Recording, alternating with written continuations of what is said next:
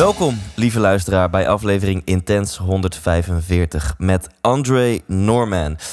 Dit wordt een Engelstalig interview. En Andre heeft vorige week tijdens het Devoted event van Dolly en Ilko heeft hij zijn verhaal gedeeld. Ik was daar helaas niet bij, maar mijn telefoon werd overspoeld met appjes van mensen die zeiden: Thijs, deze man is nu even in Nederland met een bijzonder verhaal. En als die in een podcast moet plaatsnemen, dan is het wel die van jou. Nou, en met dank aan Ilko die de connectie heeft verzorgd, is dat ook gebeurd. En verder wil ik niet al te veel zeggen over het verhaal van Andre, want dan laat je je minder verrassen tijdens dit gesprek. Laat ik in elk geval zeggen, Andre heeft zogezegd verkeerde dingen gedaan in zijn leven, maar hij heeft ook hele mooie, goede dingen gedaan. En één anekdote wil ik met je delen. Laatst vertelde ik op Instagram dat ik om 11 uur 's ochtends liep ik de Albert Heijn binnen. En daar zat een dakloze man voor de deur met 2-3 blikken half liter bier in zijn hand. En toen deelde ik ook op Instagram van, nou, vroeger zou ik hier langs hebben gelopen en denken: ja, domme sukkel, jij hebt de verkeerde keuzes gemaakt in het leven. En als jij gewoon net zo hard zou werken als ik, dan had je daar nog niet gezeten. En inmiddels denk ik daar wat anders over. En ik liep er langs en ik dacht: ja, als ik uit jouw moeder was gekomen en in jouw omgeving was opgegroeid met jouw genen, dan had ik daar nu gezeten. En dat veranderde zoiets wezenlijks aan mijn gevoel richting hem, maar ook mijn gevoel richting mezelf. Een gloed van dankbaarheid over dat ik in de juiste omstandigheden ben opgegroeid en dat ik wel bepaalde kansen heb gekregen. Nou, moraal van dit verhaal: het is heel makkelijk om te oordelen, maar het is veel wijzer om je te verplaatsen in iemand anders. En daar vind je de meeste inzichten en ook de meeste spirituele groei. Ik hoop dat je intens gaat genieten en dat je je laat inspireren van dit bijzondere verhaal. Hier is Andre Norman. 100% Thijs! Welcome, Andre. We're sitting here in the cave of Ilko de Boer. And we just met like a few minutes ago. I think you did an awesome job at the Devoted seminar last week, because I wasn't there unfortunately, but people were texting me like, Thijs, there is this dude in the Netherlands and you should really interview him. So thank you that you are willing to take the time for this interview. Anything for the Netherlands. Awesome. And I'm just going to start with my standard first question. And that is, Andre, what do you want to become when you grow up? What I want to become when I grow up is successful. My goal is to become successful. It's been my goal since 1991 to become successful. Initially, I thought successful was getting out of prison. Second, I thought successful was never going back to prison. Then I thought successful was how much money you made. And I thought successful was how much stuff I could buy. Then successful became how many people I knew that were famous. And my definition of success kept changing until I got to the definition that I have now. My current definition of success is not a success without a successor. Meaning that if I don't help somebody who is in my circumstance or worse, I'm not successful. I just got lucky. So you measure success to, let's say, the amount of other people you're helping to improve their lives. Yes. That's how I measure success now. How many people have I gone back and helped who need the same help that I needed or worse? Yeah. And later on, I want to talk about how you're doing this at the moment, because you're doing keynote speeches, you're flying all over the world. But let's start at the beginning, because the first thing you said, first in 1991, I thought successful was getting out of prison. So I think a lot of listeners are now like, wow, he was in prison. So I know it's a very wide question, but can you tell us the story? Where did you grow up and what happened that brought you in prison? I grew up in Boston, Massachusetts, in America, in regular neighborhood, what you would call poor neighborhood, single mom, 6 kids, and it was hard. And there's a stuff that I wanted. When I got to be 12 years old, the other kids judged you based on the stuff that you had. Yeah. Did you have the right jacket? Did you have the right shoes? Did you have the right bag? All that was all that mattered. Who you were, what you were, didn't mean anything. If you didn't have the right pair of shoes on, you were nothing. If you didn't have the right shirt on, you were nothing. If you didn't have the right headphones, you were nothing. Character, integrity, personality mean nothing at 12 years old. It's all about the stuff. Yeah. And my mother couldn't afford the stuff, so I became nothing. And I didn't like being nothing, so me and some friends started selling. I should have been in Amsterdam, it was legal.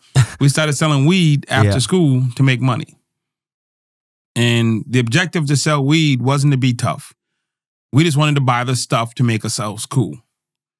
And it started me on that track of doing bad things. Because now I'm in a bad place doing bad things. It started off small, and it just kept growing and kept growing. I got into the culture of criminality. And I went from 12 years old selling weed, reefer in the park, to 16, 17, carrying guns and robbing drug dealers. Because I just saw how much money drug dealers had. And I thought, why not take it? Why sell weed when I can just let them sell it and take their money? It just made sense to me. You can stand in the park for 7, 8, 9 hours and sell weed all day. Or you can come at the end of the day and just take everybody's money who sold weed all day. So you started robbing drug dealers. That's basically what you... That's what I went to jail for. Yeah. I robbed drug dealers. Yeah. It just made sense to me. Yeah. And so I think you're telling a big story with like a few words. So how did your life, like what happened that got you caught, and at what age did you went to prison? I was started at 12, and every day from 12 to 18, you're in the street every day. Yeah. And if you're in the street every day, you're going to see the police sooner or later, and you're going to get caught. You're going to get caught one day for selling weed in the park. You get caught one day for having a gun. Get caught one day for a robbery. It just, I mean, I wasn't a great criminal. I wasn't like really, really good at it. It was just a thing that I did. Most people aren't really great at what they do. They just do it until somebody else catches them. So I was 18 years old, and I found myself in court in front of the judge. And the judge gave me 20 years for robbing drug dealers. Yeah. He said 15 to 20 years for robbing drug dealers. There was a lot of other sentences he put in there, but the main one was 15 to 20 years for robbing drug dealers. At 18, they put me in a van. They drove me to a maximum security penitentiary, and they dropped me off. And I was 18, sitting in prison, scared to death. Yeah. I was scared. I was scared that I was going to be stabbed. I was scared I might be raped. I was scared of who knows what could happen. So I was just scared. So when I first got there, I made up my mind that I wasn't going to be a victim and that I was going to be tough like I'd always been. But when I got there, I found something. All my friends from the neighborhood who quit football, all my friends from the neighborhood who quit band, all my friends from the neighborhood who quit sports, who quit church, who quit everything, they were all there. It was like a reunion of all my friends. Wow. And it was like going home almost. It's like going to summer camp. You know how they have summer camp? They do that here in the Netherlands. You go away for the summer? Yes, sort of. Yeah. There's week 1, week 2, week 3. It's like all my friends went week 1 to summer camp. Yeah. And then I show up week 3. They're like, hey, where you been, Andre? Yeah, we knew you were coming. I was like, where y'all been? Wow. I think that shows the bad neighborhood you were growing up in. If you meet all those boys in prison. Yes, it was a bad neighborhood, definitely. And before we go talk about the prison time, when you look at that like 12 to 18-year-old kid who is first selling drugs and then robbing drug dealers, are you like angry at that Andre, or do you feel sorry for that Andre? Do you think that Andre had like a choice, or didn't he have a choice? I would love to say I had no choice. I would love to say nobody cared about me. I would love to say it wasn't my fault, but it was. When I got to prison, later on when I finally woke up, I can look back at the 12 to 18-year-old Andre, and I can see my music teacher who tried to save me, and I wouldn't listen. I can see my 9th grade leadership coach, Mr. Duval, who tried to save me. I wouldn't listen. There were several teachers and people in my life that tried to save me, but I wouldn't listen. My problem was my dad left when I was small. And the truth is, I wanted my dad to be my hero. I didn't want a music teacher. I didn't want a leadership teacher. I didn't want a math teacher to be my hero. I wanted my dad to be my hero. So everybody who came to try to save Andre, I pushed them away. It was my choice. It was a bad choice. But people tried to help me. And I would say to my mind, if I let you help me, then my father can't help me because you're going to take his spot. So I tell you, go away. Wow. Or I run away from you. And in the end, time ran out. Wow. And I found myself in court, and the judge says, I'm not trying to be your hero. I'm just sending your butt to prison. Yeah, and there's not much you can do about it. So during your teenage years, you wanted to believe, or you believed that no one loved you, no one cared about you, you had no choice. And later, when you got into prison, you started to realize, damn it, I was just ignoring, denying the help that people were trying to give me. Yes. Very few people in the world of 6 billion people are truly alone. You have to shut people out to be alone in a world of 6 billion people. So we do it cleverly. We do it instinctively.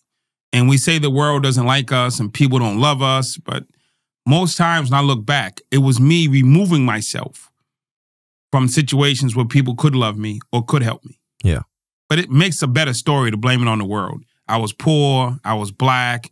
I lived in America. It wasn't fair. All those things are true. But the reason Andre went to prison is because Andre refused help from people who tried to help me.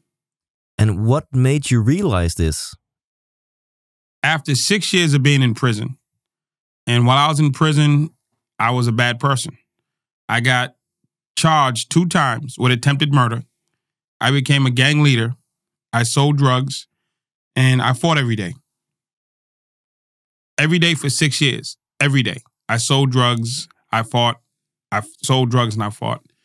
And I became one of the prison bosses, gang leaders. And I realized my goal when I first came in was to be king. I wanted to be the #1 guy in the prison system. So every day I had a focus. I had a purpose. I would wake up and I'd fight you with a purpose. I would sell drugs with a purpose. I would hurt you with a purpose. Because this is taking me to my goal of being the #1 guy. I made it to #3. Now there's 20,000 people in this prison system. And I went from 20,000 to #3. That was a lot of fights. And you can't lose any. So I get to #3, and I got a chance to become #1. And I realized something. To be the #1 person in prison, I become the king. And the truth is, I was going to become the king of nowhere. But I didn't see that until I got there. I got to the end of the road, and I was ready to touch the crown. I realized I'm about to become the king of nowhere. And I didn't want that. So I came up with a plan that I wanted to be successful. And again, my first definition of successful was getting out of jail and not coming back. Yeah. That was my definition of successful. And first of all, because I don't think in Holland we have something like this, are there like charts or a sort of ranking of the baddest guys in prison? Yes. It's kind of like boxing. It's like Mike Tyson was the baddest man on the planet. Period. Mike Tyson, when he was a boxer, he was the baddest man on the planet. And it was somebody else that was #2, #3. It's like the unofficial. You can be the champion and not be the pound for pound best. Everything in boxing called the pound for pound best. Yeah. And it's like the toughest for toughest best. And that's how you see it in the system, in the prison system. It's a ranking. It's who's the pound for pound toughest guy in this system. And there's no belts, but you know that's the king. Then it's a line. Yeah. It's a ranking. Yeah. So I was #3 in the ranking. Yeah. And I think people, maybe they see you right now, they're watching this on YouTube or they're listening on Spotify or iTunes or whatever, and they hear, I think, a very nice guy. But when you tell a story like this, that you were one of the biggest badasses in the American prison for 6 years,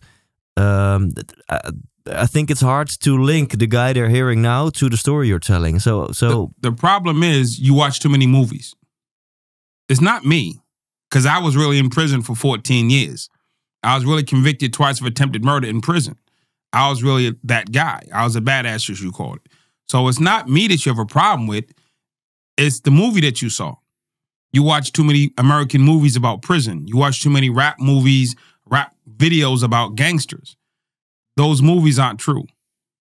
That's TV. It's actors. That's not how it works. I was never a mean guy. I was never a loud guy. I was serious. I was about my business. But, I mean, everybody who does motivational speaking doesn't look like Tony Robbins. But he's the model. You're not. I had a guy tell me the other day, you couldn't be a gang member. I said, why? He said, you don't look like a gang member. What does a gang member look like? He said, no, I saw the movie. I saw the video. You're not him. And that's what they say. What does a rapper look like? What does a Formula One driver look like? Yeah. There's no look. Yeah. But then there's a stereotype. See, I don't look like the stereotype. I don't sound like the stereotype. But there's millions of people who've been to prison that don't fit the stereotype. Yeah. Yeah, I think this is a great distinction before people think that you said something literally just then, like you weren't super mean or angry or loud, but you just understood the hierarchy. And, now right? Let's take Muhammad Ali was a champion of the world. Nice guy. Mike Tyson, champion of the world. Different guy. Different perception. Yeah. Different stereo. Muhammad Ali, articulate, he's smooth, he's graceful. And Mike Tyson's like, I'm just going to crush and kill you. Yeah. But they were both the same champion. Yeah. For the same belt. Yeah. But they're two different people. Yeah. So what does a champion look like? Muhammad Ali or Mike Tyson? Yeah. So back to your story. So you got to number 3. Got to number 3. And then you had like this realization of... King of nowhere. Exactly. Continue. So I had the realization of king of nowhere. And I know it's not a super religious country, but God spoke to me and said, Andre, enough. And I argued with God because I never went to church. And I said, God, you don't care about me. All of my life, there's been no God. When my mother used to get beat up by my father, there was no God. When kids threw rocks at me on the bus and called me a nigger, there was no God. When we were poor and didn't have food, there was no God. When kids made fun of me when I was 12 because I didn't have the stuff, there was no God. When my sister became an addict and a prostitute, there was no God. So I don't need you. I told God, leave me alone. Go find your people. I'm not one of your people. And God stayed in my face and said, no, Andre, don't do this. In the end, I listened. I go back to my cell. I don't hurt anybody that day. I said, well, if I can't be a tough guy, why be in prison? So I said to myself, I want to be free. First time ever, 6 years, I said I want to be free.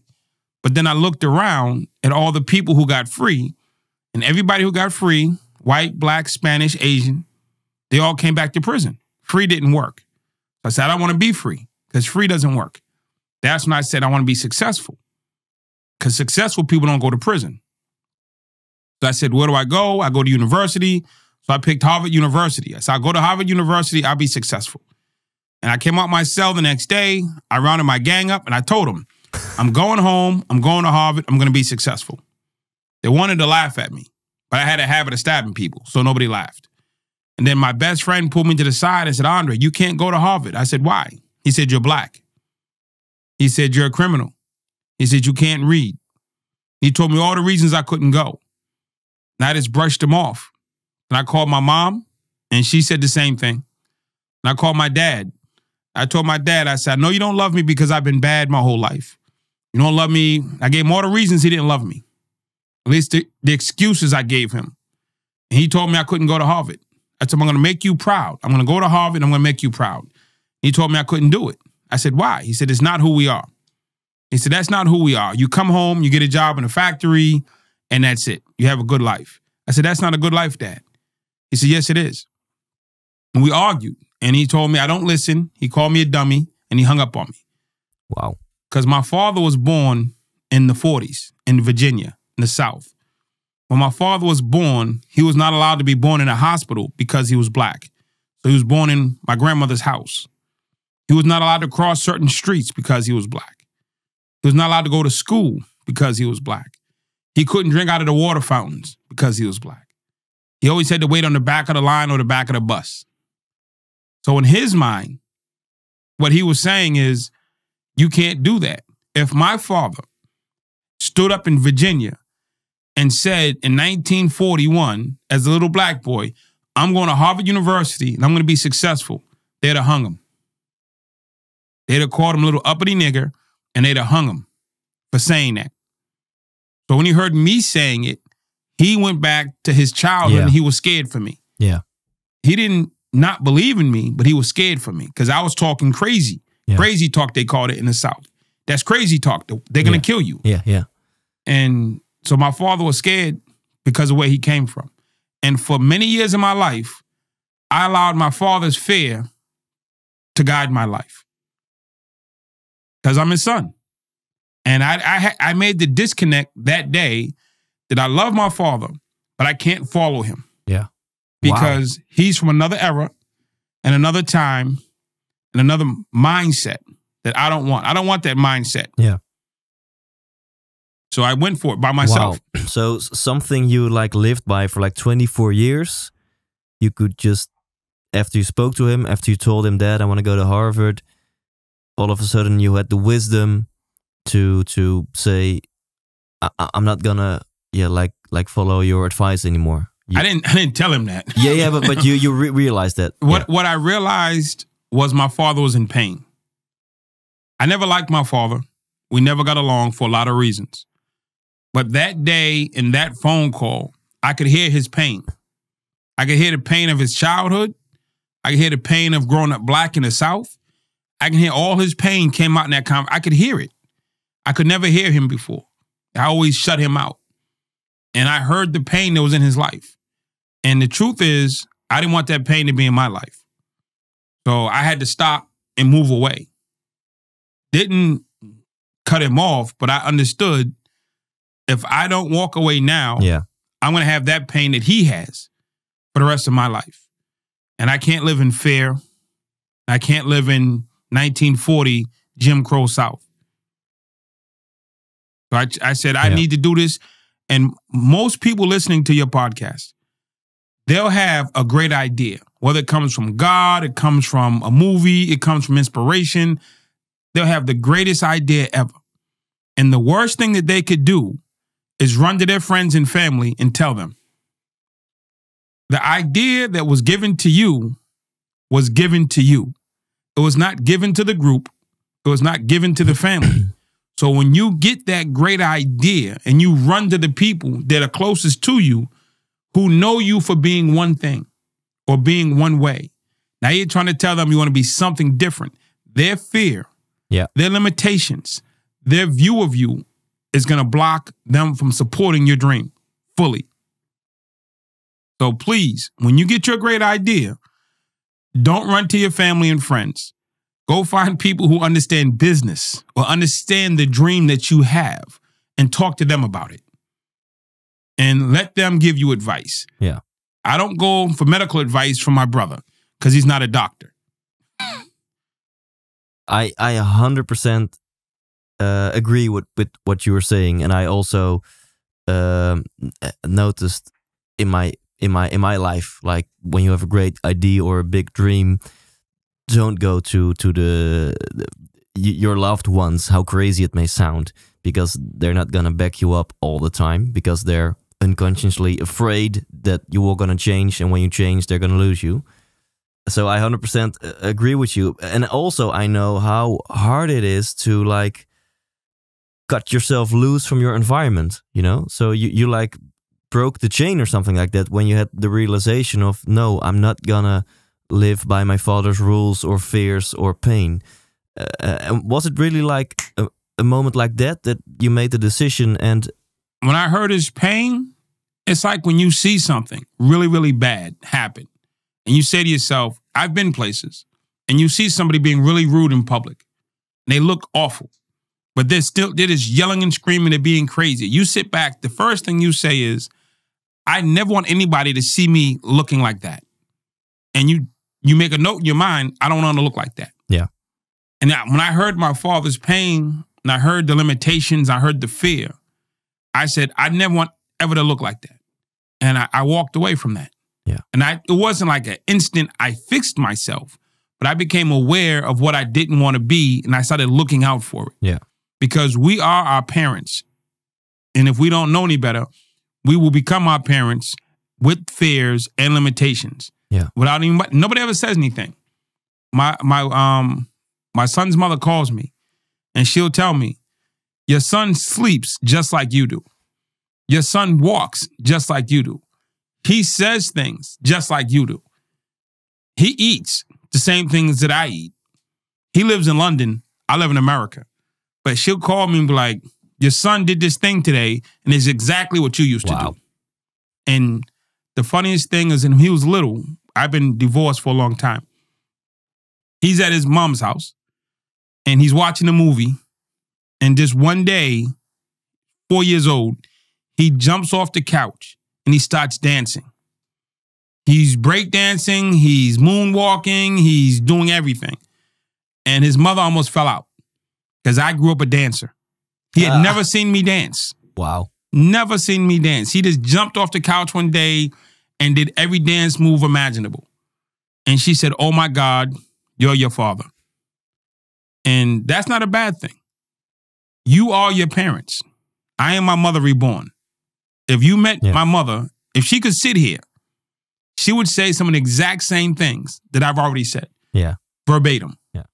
I am my mom and I am my dad, but we want to be the better parts of them, not all parts. Yeah. And about your Harvard dream, goal, you still had like 10 years or something like that to go in prison. So how did that work out after like you called your dad and you said to your gang members, this is what I'm going to do? What I had to do first was ask myself, do I really want to do this? And am I really ready? Because I didn't know what hard was going to be, but it was going to be hard. Yeah. And I had to change some things in my life. I can't sell drugs and say I want to go to Harvard. I can't stab people and say I want to go to Harvard. I can't extort people and say I want to go to Harvard. Those things don't go together. Yeah. So I stopped selling drugs. I distanced myself from the gang. And I changed the way I did my life in jail. So instead of going outside and selling drugs, I go to the library and I read. Instead of going to the gym to play basketball, I go to the library and I read. Instead of going outside to play sports, I go to the program building and I do a program. I did programs every day. For 8 years, programs every day, 20 hours a day. I'm writing letters every day. I'm reading every day. I'm studying every day.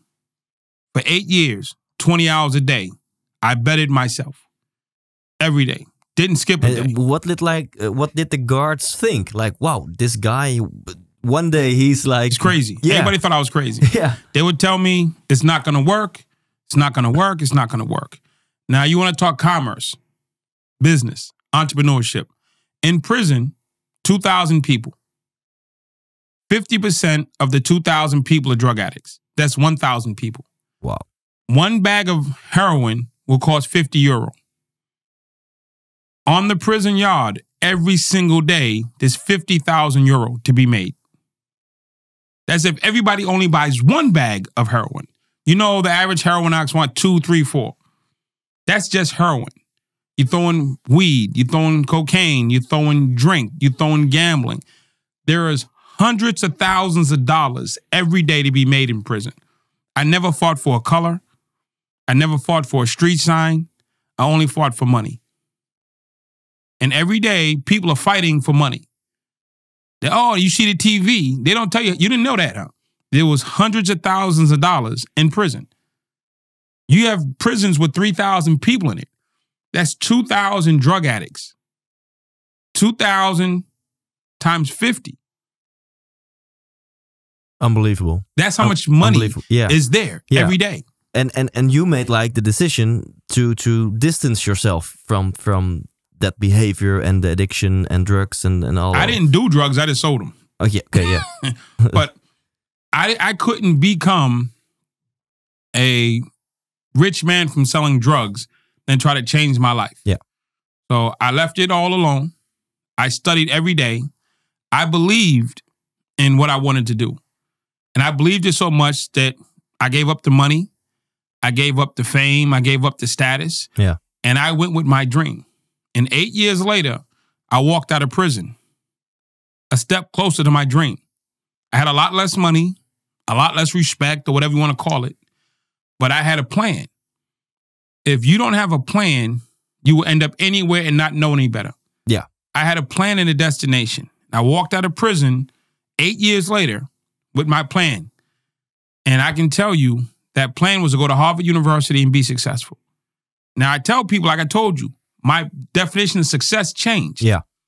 Your goals will change. The way you see yourself will change. As you get more freedom and more money, you will change. Yeah. Nobody stays the same. So as I grew, my goal grew. My dreams grew. It went from just getting out and not coming back. Now I'm out. And I'm not going back. So now what? Yeah. I had to change my dream. Yeah. I had to expand my definition of success because I'm out and I'm not going back. I've already done it. Yeah. So what is success now? And and my definition kept changing. And I can tell you that I work at Harvard Law School as a fellow. I've worked at the White House. I've worked at London Business School since 2001. So I've achieved those things that I set out to do. The tangible goals of working for London Business School. I was just with London Business School 2 months ago, training a company out of France, a pharmaceutical company. I've trained most of their clients, Deutsche Bank, Dannon Foods, British Petroleum, Lendlease Construction, all of them. I train them. It's been pharmaceutical. I train them all. They call me. I've been with London Business School since 2001. I do the same thing for Harvard Law School. I do the same thing. I used to work at the White House. So I've achieved the short-term goals of what somebody would say success is. Yeah. I get to Harvard. I made it. Now what?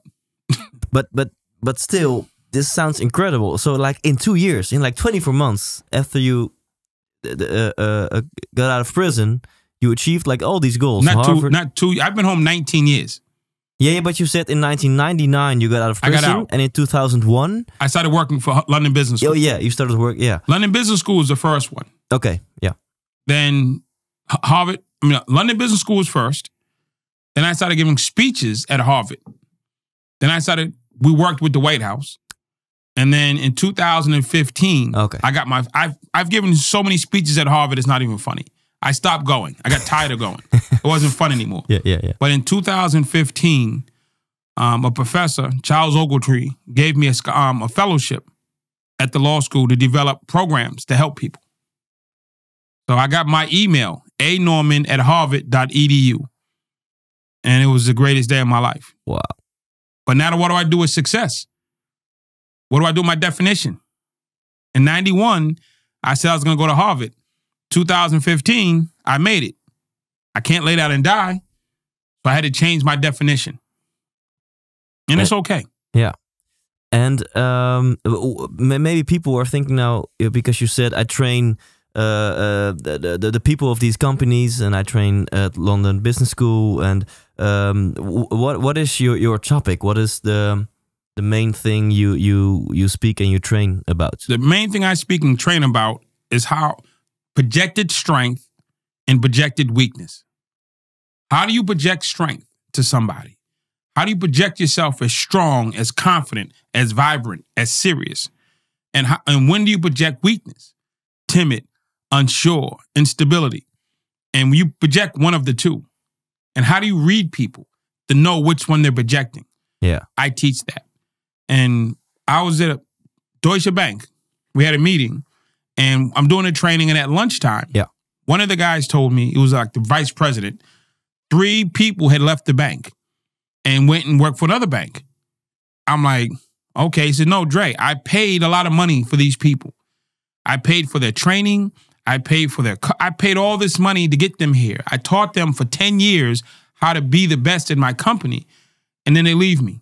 And they go to my competitor. Now they work against me. He said it was just a bad day for him. And I was like, wow, that's crazy. He says, no, it happens all the time. I said, I was in a gang when I was a little kid and growing up. And never did anybody ever quit our gang, join the other gang, and shoot back at us. I said, that never happened. I don't even know anywhere that happens, where one guy is in a gang, he quits the gang, joins the rival, and shoots back at the first gang. I said, that's never happened in gang life. He says, Andre, it happens every day in corporate. So we came up with a concept. I teach corporate retention based on gang loyalty. I can teach people how to be so loyal that it's not even funny. My guys will do 100 years. My guys will die for me. My guys will do anything for me. Wow. So for your guys, 20,000 euro in a bed and parking spot, they're gone. You ask any gang member, if I give you 20,000 euro, will you kill your brother? He says, no. Give you 40,000. No. I give you a parking spot. Are you crazy? You want me to kill my gang brother for a parking spot? Every day in corporate, 20,000 euro in a parking spot, they're out of there. So what can the corporates learn from gang loyalty? It's a mindset that you teach to people to have them, the bond is bigger than money. The bond is bigger than life itself. If you think of a gang, they'll die for each other. They'll kill for each other. They'll do anything for each other. That type of loyalty is taught. They teach each other that type of loyalty. There's something that happens in the interactions and in the relationships that builds that type of bond. I've run gangs for years. Yeah. I understand what is taught and what builds the bond. And so I teach that. Yeah. Can you give us, because I bet it's a, I mean, these trainings are multiple hours or days, but can you give us a few bites of what are the ingredients of that make your gang members or your employees disloyal? Well, in gangs, the average person you get has a problem. His father's not there. He's poor. He was getting picked on. He needs protection. He's not cool. He wants to fit in. He's scared. He has whatever problem he has. There's something that brings him away from his family to us. I need to understand what that is and how he sees it.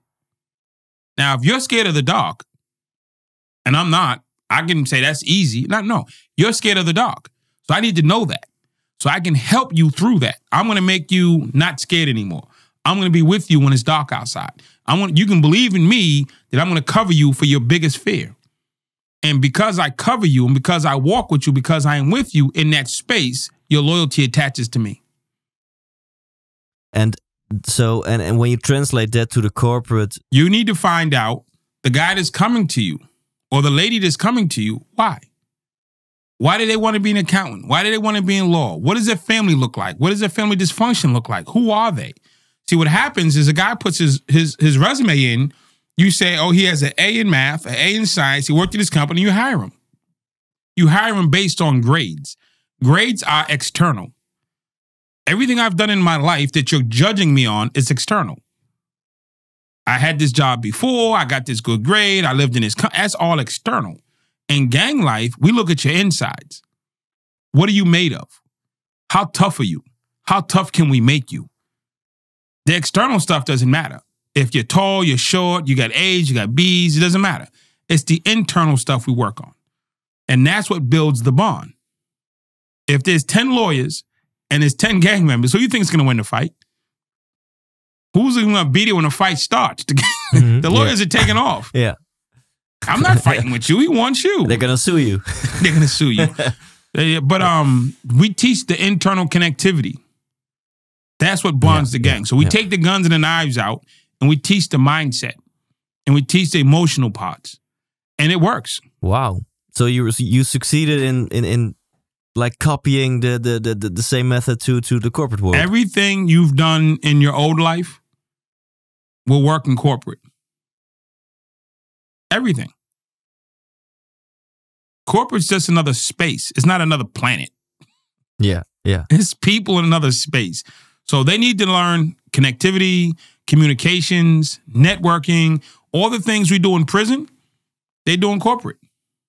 So And what does this specifically change about like the process of hiring somebody? So the first thing you said, don't just look at the resume and the grades, but look at really the internal stuff, the type of character the person is. But can you explain a little bit more? You hire people based on who they are, not who they project to be. I've seen people who box, and they look so good punching the bag until they get hit back. Yeah. As Bruce Lee says in his famous movie, boards don't hit back. You look great hitting that board, but it doesn't hit back. What is your plan when you get hit back? You've played sports. And you know the guys that when it gets tough, you get behind, they quit. If it doesn't go their way, they quit. And you know this. You've played sports before, and there's been guys you've played with that you know are quitters. So what do you do when you pick your next team? You don't pick them. They might look good. They might run fast. They might have good stats. But you know if it gets tough, they're going to quit. That's the stuff that you have to find out. Yeah. And the thing with a gang versus corporate is we'll find that flaw in you and we'll fix it. Corporate just throws you away. And if we go back to a thing you said a few minutes ago, like in 2015, you achieved like the a.norman@harvard.com email address. a.norman@law.harvard.edu. I celebrated. Awesome. And then you said, again, that changed my definition of success because you achieved your goal and you have to have like a new goal. If you can't change with the times, you die. So my goal was to get out of prison and not go back. So now I'm out. If I don't change my definition, then I'm done. Then my goal, my definition of success was to make a lot of money. Okay, I made some money. Now what? Yeah. Okay, my goal is to still get to Harvard. I got that. Now what? If you can't change, then you get stuck. And when you get stuck, the world passes you by. You might be stuck in a really nice place, a nice penthouse, a nice boat, a nice car, but when you stop living, you stop growing, you stop being. Yeah. You're no longer relevant. Yeah. So when I made it to Harvard, it was a happy day, but it was a scary day. I'm like, what is success now? Yeah. I had to sit down. Every time I had to sit down and say, rethink, what is success? What is success? And there's a guy that me and Elko both met named Keith Cunningham. Yeah. He tells the story of Albert Einstein was a professor. And he was giving out a test, the final test to his students. And after 3 semesters or 3 testing periods, the other professors came to Einstein and said, hey, the kids figured it out. You got to change your test. He said, why? He said, you keep using the same questions. All the kids know your questions. They figured it out. You have to change the questions here, buddy. This is Princeton. He says, no, I don't. And no, I won't. He says, yes, you will, and you have to. He said, because all the kids are going to know your answers. They just copy and share. They share their test. Yeah. They give it to the next set of kids. They all know your answers. You have to change your test.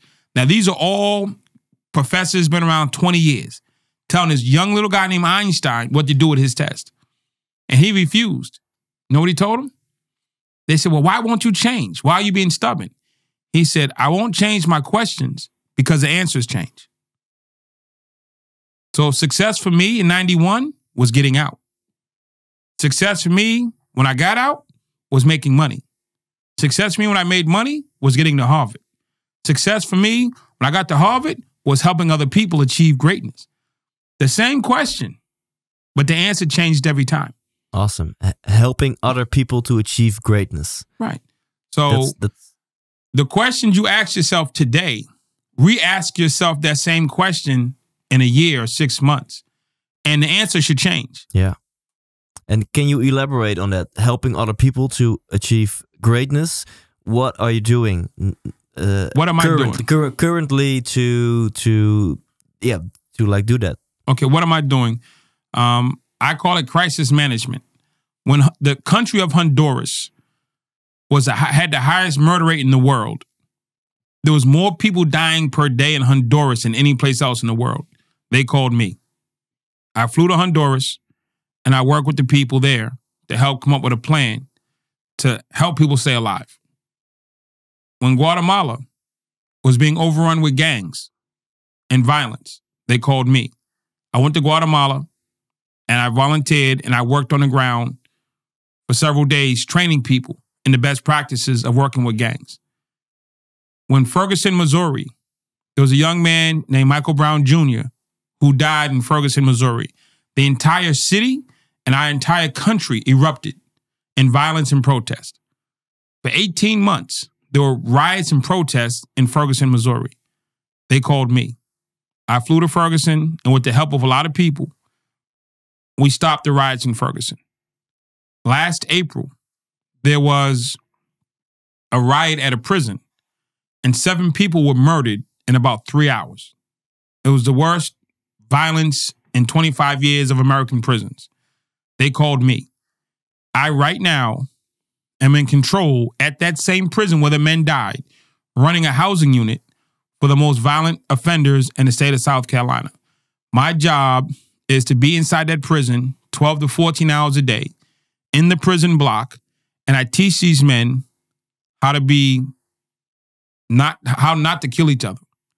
And that's what I'm doing right now. I am creating an entire new model on how to teach people not to kill each other in prison. And I have a brother out in Phoenix, Arizona. His name is Joe Polish. He runs a program called Genius Network and Genius X. It's entrepreneurship and marketing at its highest level. It's the #1 marketing mastermind group in the world. And Joe's one of the best people in the world. But he has a heart for people who have addiction problems. So me and Joe teamed up to help people with addiction problems, help them turn their lives around, and help them see it another way. Yeah. And all of the help isn't just for the addicts.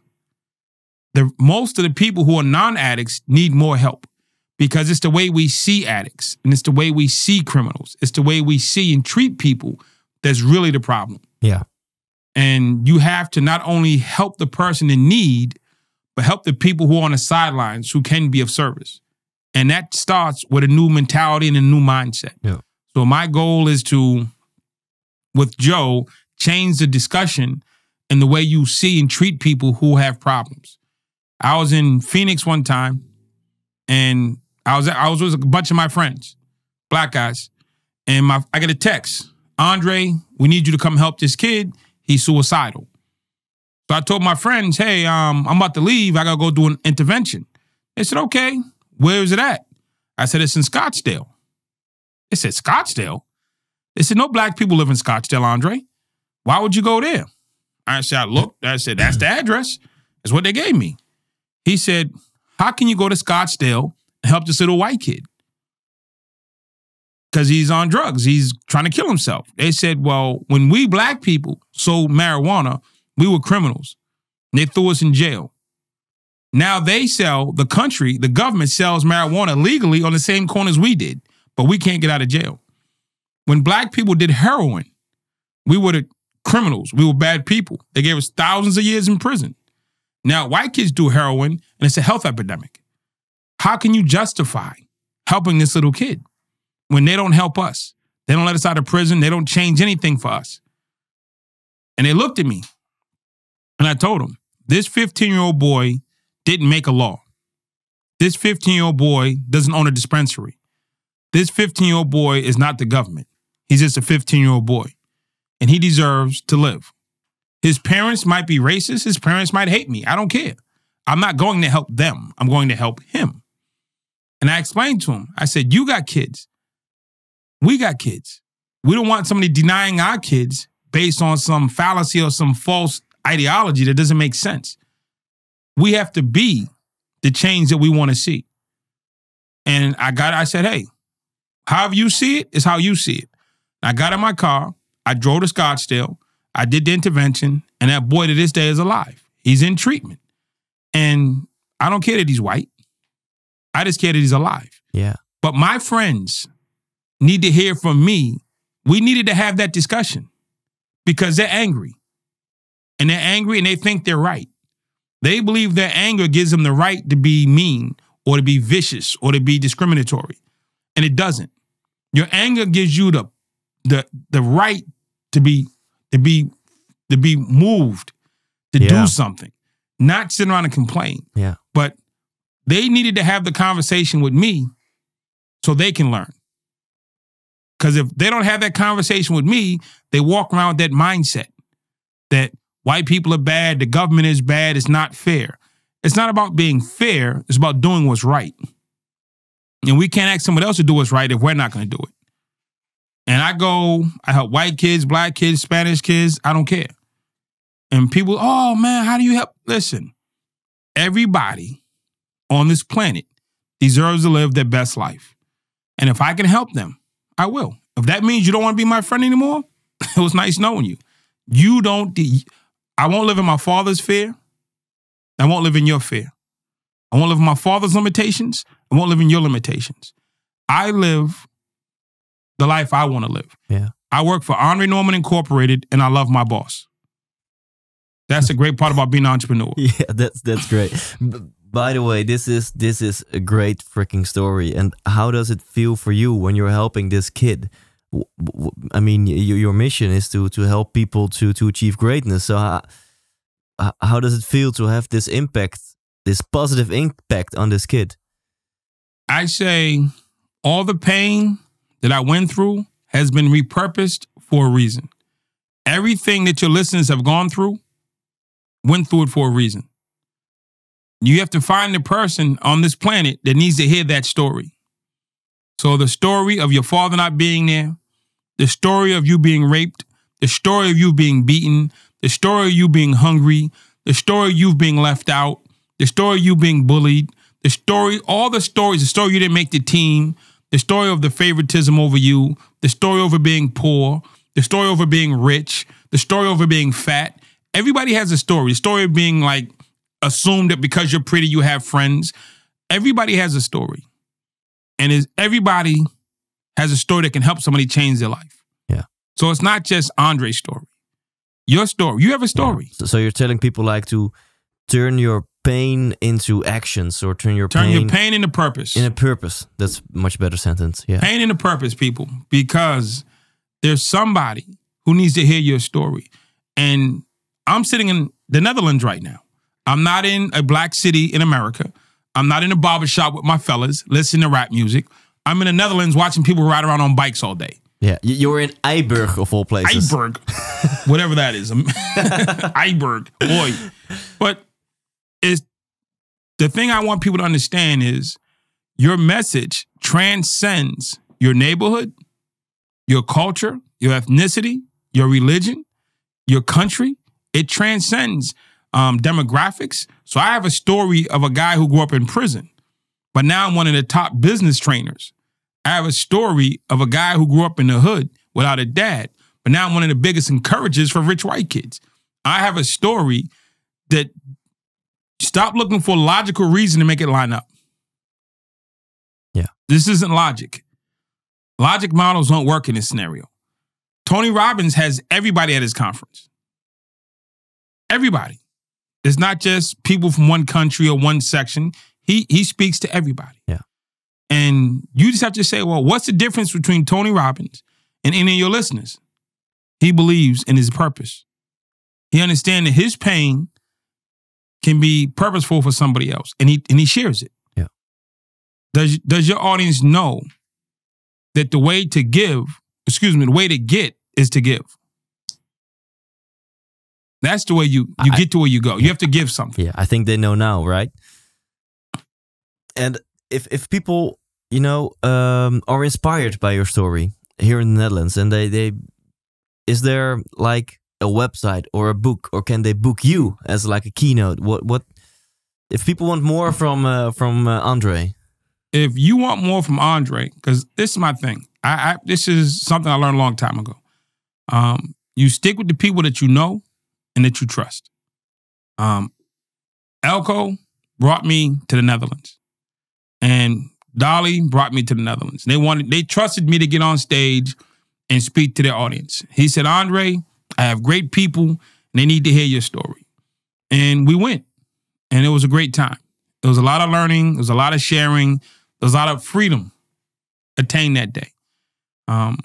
If they want to see me, I'm here. Just call my buddy Elko. Just hit him up like, yo, E. I call him E. Yo, E. Yo, E. Yo, E. I will holler at your boy. You know what I'm saying? And I'll come. It's easy.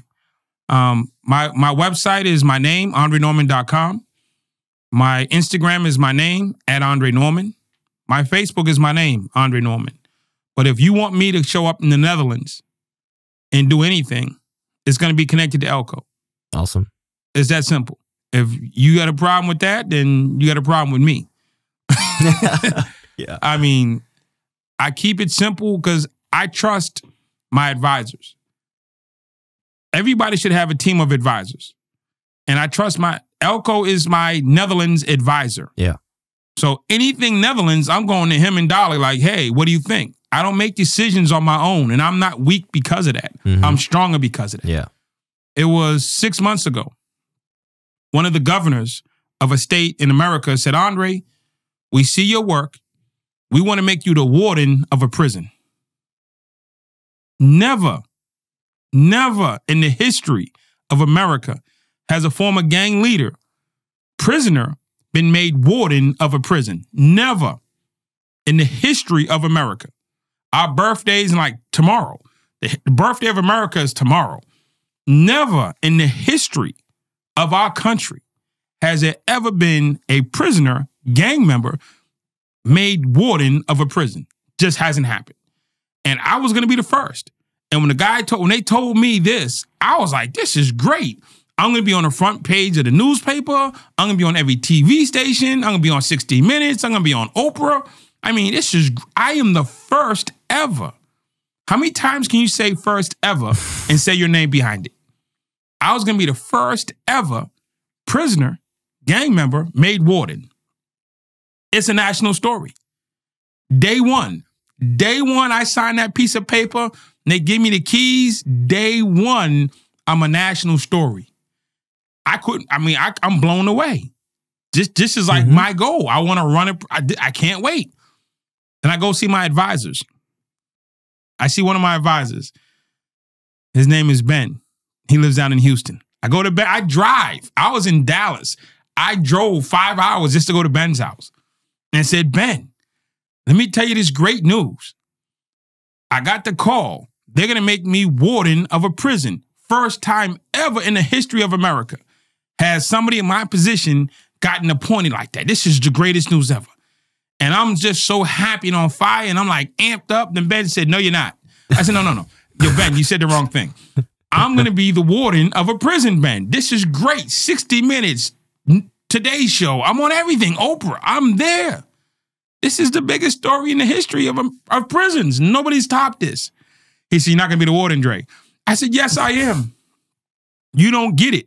I mean, I went so far, I was like, listen, man, I know that you're like the great businessman and you're my advisor. I love you. You love me to death, but you don't understand this, is what I told him. I'm stupid. I'm telling my advisor he doesn't understand. You don't understand. You missing the point. And I kept telling him what I was going to do. He said, Andre, you're not going to be a warden. Then finally I shut up because I know this man. I said, okay, Ben, I'm going to shut up. Even though I'm super excited. You're raining on my parade, but I'm going to shut up. I'm going to do the student thing because you're my teacher. Why don't I want to be warden? It took me about a half hour to ask that question. He said, he's worked with many wardens. He said, 95% of what a warden does, you want no part of, Andre. He said, 95% of what a warden does for work, you want no part of. It's meetings, it's hearings, it's lawyers, it's meetings, it's lawyers, it's the state house, it's budget meetings. That's what a warden does. You might not understand, you like the title. There's a lot more than a title. 95% of what that man or that lady does for work, you want no part of. There's 5% of that job you can do better than anybody. But 95% of the job you don't want. He said, and the second thing is, if we make you warden, you go to that prison, you're the warden. You change that prison around. That's great. Now, for you to do it someplace else, you have to physically go. You have to leave the prison you're at and go to the new prison and do it again. So you can only be at one prison at a time. So you're limited. How do you scale that? He said you can't scale it because you're going to be in one prison at a time. and you can't be at 10 prisons. He said, what you're going to do is you're going to call those people back. You're going to tell them, give me your top 5 or 6 people that you want to see warden, and I'm going to train them in the 5% of what I do better than anybody on the planet. Yeah. And I'm going to train them how to be wardens like me. Yeah. And then I'm going to walk them through it. I'm going to have a training course on how to be the best warden ever. Awesome. He said, Dre, you do that, and you impact the entire system, and it's scalable. Awesome. And I think the 5% is about how can you make a positive impact on the prisoners, but knowing what you know. Yeah, but the point was, I thought I had the greatest offer ever. Yeah. Your ego went nuts. Oh, I mean, forget ego. I had the greatest offer ever. Yeah, yeah. That offer has never been made to another American prisoner before. Yeah. I had the greatest offer ever made to a former prisoner, former gang member. But the thing is, because I have trusted advisors who know way more than me on any given day, and I respect them, I love them, and I listen to them, yeah, I was able to get solid advice. Now, had I went to my brother or my cousin and said, hey, he said, we're going to be in Oprah together. Let's go. We're going to be in the newspaper. Let's go. Trusted business advisor gave me trusted business advice. Yeah. And the advice he gave me saved me from being in a prison of being a warden. Yeah. I'd have been back in prison again the wrong way. I think it would have been like on top of the world for 2 weeks. For 2 weeks, literally. Then I'd have felt like I was in prison again. And then like for 95% of your time, I'd have been in meetings. Exactly. Yeah. But that's my point to your listeners. Elko for me is my advisor here in this country. So anything Netherlands, I'm calling Elko. Awesome. And Elko advised you to do this podcast, so he has great advice. He said, Andre, he drove me here. He gave us his office. Yeah. On his birthday, he took the time to set this up. Yeah. So I'd love to work with everybody. What sounds great to me also needs to sound great to my advisor. Yeah. Yeah. 100%. So, 100%. I mean, I have no problem helping anybody, anytime, but understand, you should have a process. And my process is I have people I trust, people I love, and people who know more than me. Yeah. And I'll get excited, but I'll shut up and listen at the end. And so anything Netherlands, I go to my brother and say, oh, Dolly, brother and sister, this is what it is. And they'll give me advice on how to proceed. And that's easy. And now at like the end of this interview, 2 more short questions. The first one is your mission to help people achieve greatness. I know that a lot of my listeners are coaches, are trainers. They do one-on-one coaching, or they do seminars, or they do online stuff about personal leadership. So they also want to help other people to achieve greatness. What is your number 1 advice to those people? My number 1 advice that I give to people and I use myself is called reflective listening. I mean, you can have all the right answers, but you don't really give it in the right way. So what I do personally is I listen, not just to what they say, not just to how they say it, but how they feel about it. How does it impact them internally? Because not just how much money does it make, or how many followers will it get you, or how many people will subscribe. What is the impact on the person? What is it that you're hearing verbally, spiritually, emotionally, vibes? What is a person saying? What are they giving to you? It's not just a question. It's never just a question. And when they get caught up in the hype, like I did with my prison thing, my advisor didn't. He didn't get caught up in the hype. He didn't start dancing around the fire and saying, we're going to be the best warden ever. No, he stayed focused and he heard my heart. Yeah. And he spoke to my mission. He knew my mission. I wanted to help as many people as possible. He said, you being a warden doesn't achieve your mission, Andre. This will achieve your mission. So reflective listening. We do whole trainings on that. There's trainings on that. You can get it a lot of places. So listen to your people and know where they want to go, and don't get caught up with where they are.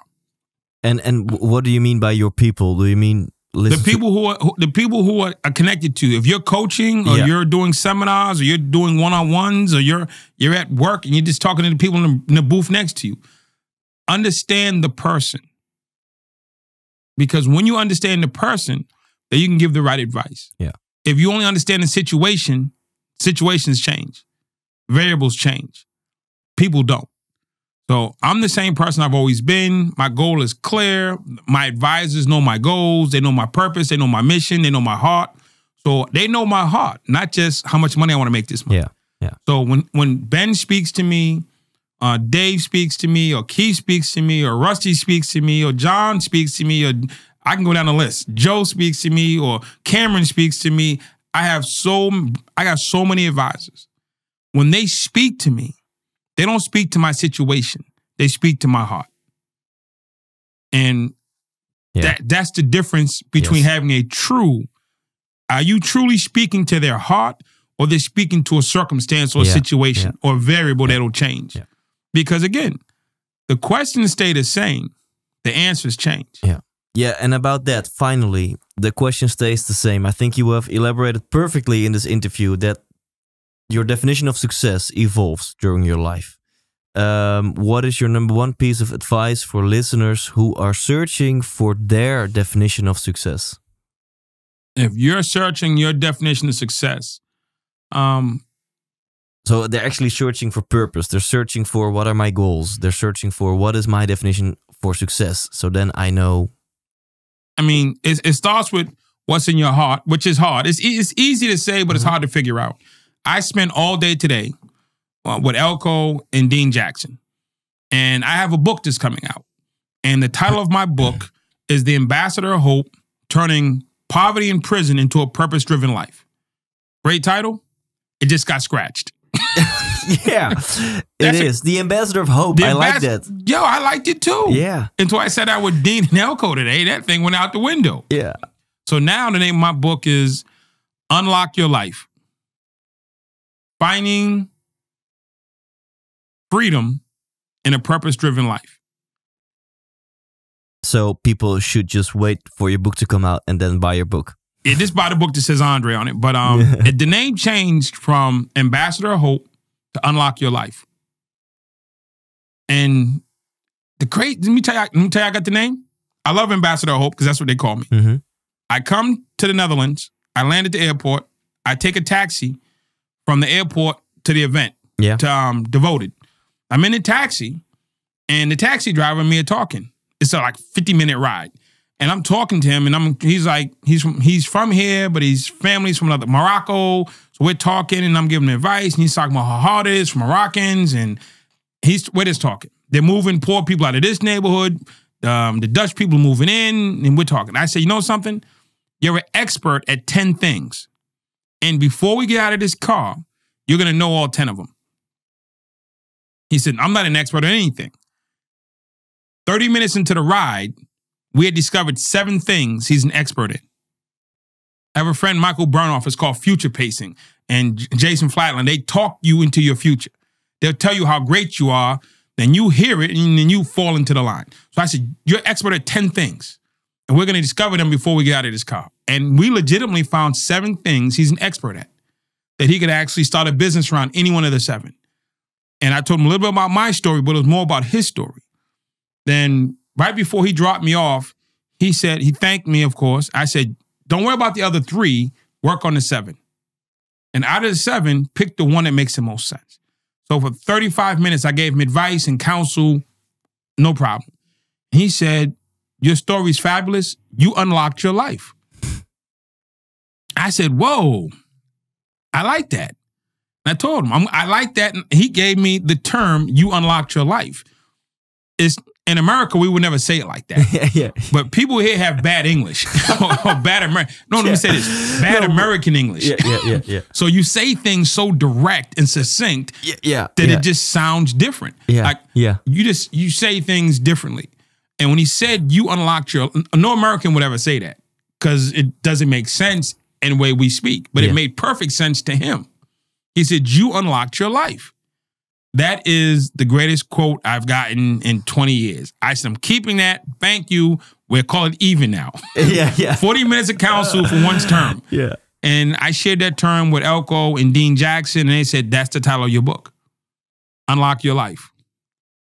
Because that's what I did. And I got that because I was willing to be helpful to a stranger. Awesome. And I think indirectly you answered my question. So if people are looking for purpose, looking for their definition of success, help somebody. Help somebody, and or find 10 things you're not expert at that will help you. Right. Right. If you think your life is tough, go to a shelter. Yeah. Go to a homeless shelter. Go to a senior home. Go to a hospital. Go to a jail. Go to a drug rehab. And you start talking to people. See, those people who are down at their worst are going to give you honest conversation. They're going to give you honest, direct feedback. Yeah. Not the stuff that pats on your back and not the stuff that you run through a filter. Yeah. And they're going to talk direct to you. And sit, quiet time, thinking time.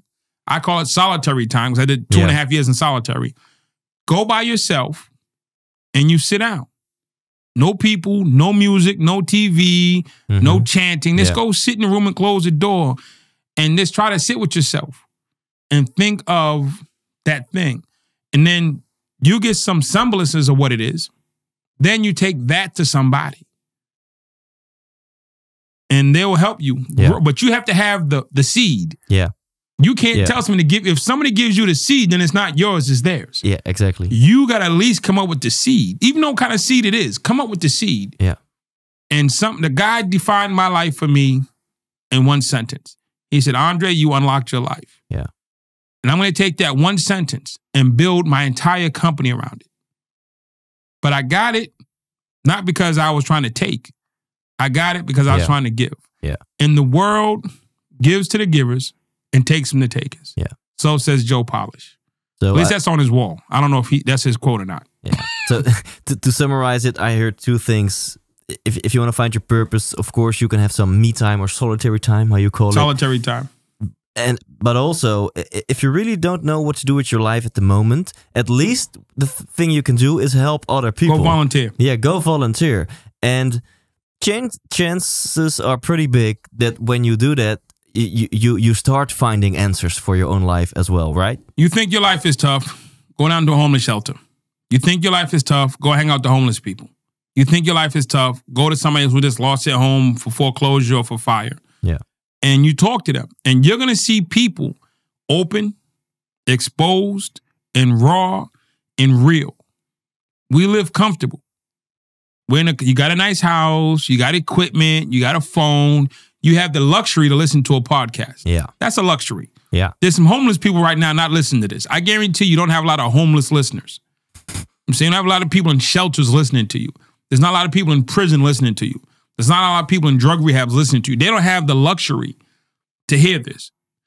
You have the luxury to hear this, then you're not doing that bad. So Amen. Go put yourself around some people who are struggling, and it'll help you balance. It won't change your life in the sense of don't give them all your money. Don't move them home with you.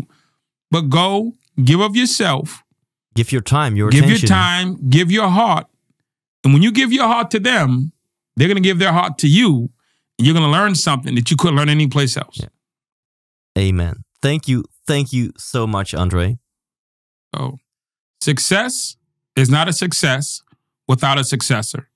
So every day I search the world, whether it be a taxi driver, a guy in prison, a millionaire client, it doesn't matter. I search the world for that person who needs to be listened to, heard, and walk through their pain. Because I don't care how well you dress up. I don't care how much money you have, how many businesses you own, or how many followers you have. Everybody has pain in their life. Everybody. And you can dress it up well. You can pretend like nobody can see it. But there's those of us who can see it, and we want to help you. So if you need help, let us help you. That's it. I mean, it's real simple. You need help, we will help you. We are here. I'm here for one purpose, to help you. So stop trying to dance and be great. Sometimes you need to sit down and be a client. Stop trying to be the person in charge all the time. Sometimes I sit down and I'm a client. I'm the student, not always a teacher. So if you need some help and you're struggling, or you know somebody who's struggling, reach out. Call my man. Say, yo, man, we need some help. And we'll come back. We'll come to the next. Listen, we will bring whatever is needed to help you be successful and to help you be 100% okay with yourself. Yeah. No more make-believe.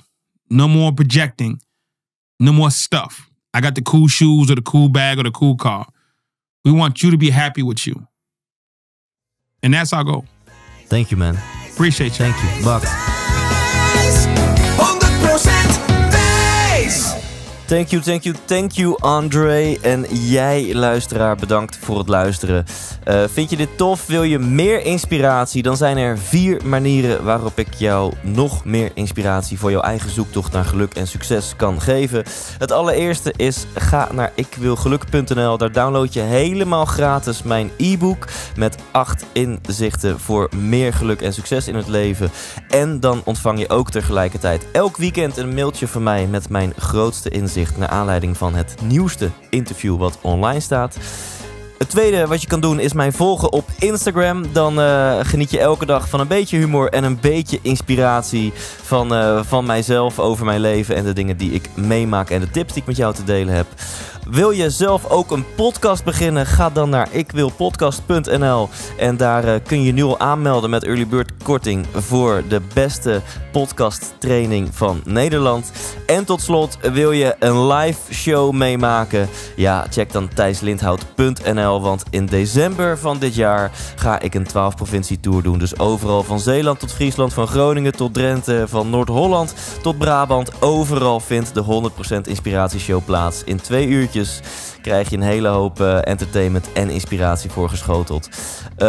Hopelijk via een van deze 4 kanalen houden we contact. En anders ook gewoon via deze podcast. Tot volgende week en leef intens.